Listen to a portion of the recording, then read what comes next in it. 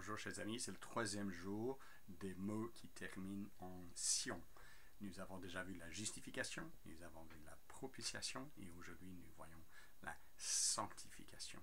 C'est le fait d'être saint ou d'être appelé à être saint. Il y a un élément passé, il y a un élément du présent, il y a un élément du futur. Souvent lorsqu'on parle de la sanctification, nous avons en vue le présent, le processus d'un croyant de devenir progressivement de plus en plus saint. Mais en fait, la sanctification est plus large que simplement cet élément de sanctification dans le présent. Mais pour nous aider à comprendre, on commence avec le fait que la Bible déclare que Dieu est saint. Seul Dieu est saint. Personne d'autre est saint dans un sens ultime.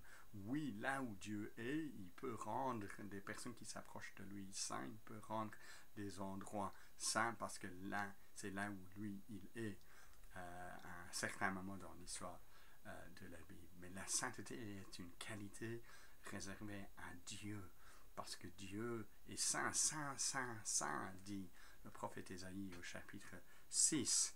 Le maître de l'univers, il est l'Éternel, le maître de l'univers, et il est comment? Il est saint. Donc c'est une caractéristique, une qualité centrale de qui est Dieu, sa pureté, sa bonté, le fait qu'il n'est pas taché par le péché comme d'autres.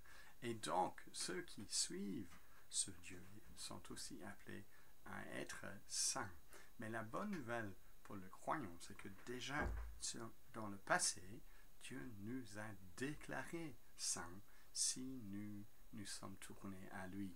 Nous pouvons voir cela dans 1 Corinthiens chapitre 1, les 2 premiers versets, nous dit Paul, appelé à être apôtre de Jésus-Christ par la volonté de Dieu, à l'église de Dieu qui est à Corinthe, à ceux qui ont été sanctifiés en Christ Jésus. Donc c'est déjà fait ici, c'est déjà accompli, ils sont sanctifiés, appelés à être saints. Donc ils sont sanctifiés, ils sont appelés à être saints. Et plus tard, chapitre 6 d'Un Corinthiens, nous apprenons que quoique nous ayons comme arrière-plan dans le péché, il dit verset 11, mais vous avez été, dans le passé, lavé, vous avez été sanctifiés, vous avez été justifiés au nom du Seigneur Jésus-Christ. Donc la sanctification, c'est aussi le fait que par la mort de Christ à notre place, nous avons été lavés, purifiés. Nous sommes rendus purs, justes aux yeux de Dieu. Et cela grâce à Jésus. Donc ça, c'est le passé. Mais c'est vrai, nous sommes également appelés dans le présent à être saints. Soyez saints, car je suis saint, disait l'Ancien Testament. Il dit aussi 1 Pierre, chapitre 1, verset 16. Et c'est pour ça que nous pouvons lire dans 1 Thessaloniciens, chapitre 4. C'est peut-être un bon passage pour résumer ce processus dans le présent. Il dit au verset 3, ce que Dieu veut, c'est votre sanctification. C'est ce que vous vous absteniez de l'inconduite. C'est que chacun de vous sache tenir son corps dans la sainteté, l'honnêteté, sans se livrer à une convoitise passionnée, comme font les païens qui ne connaissent pas Dieu. Que personne en a fait nous envers son frère de fraude et de cupidité. Le Seigneur fait justice de tout cela. Nous vous l'avons déjà dit et attesté. Car Dieu ne nous a pas appelés à l'impureté, mais à quoi? Mais à la sanctification. Donc c'est vrai, nous sommes appelés dans le présent à être saints. Dans un sens, nous sommes appelés donc à être ce que nous sommes déjà. Donc ce n'est pas que nous devons tout d'un coup atteindre quelque chose qui est au-delà de notre force. Non, il nous a sanctifiés. Et donc c'est comme si nous avons fait un transfert d'équipe. Nous ne sommes plus dans une équipe de la chair, du péché, mais nous sommes maintenant dans l'équipe de Dieu, du peuple de Dieu. Nous sommes un peuple saint. Nous sommes donc appelés à être ce que nous sommes. Nous devons jouer pour cette équipe comme si maintenant nous appartenons pour cette équipe. C'est possible parce que nous avons tout le matériel, l'équipement qu'il nous faut pour jouer dans cette équipe. Dieu lui-même, par son Esprit Saint, nous équipe pour vivre de manière qui lui plaît.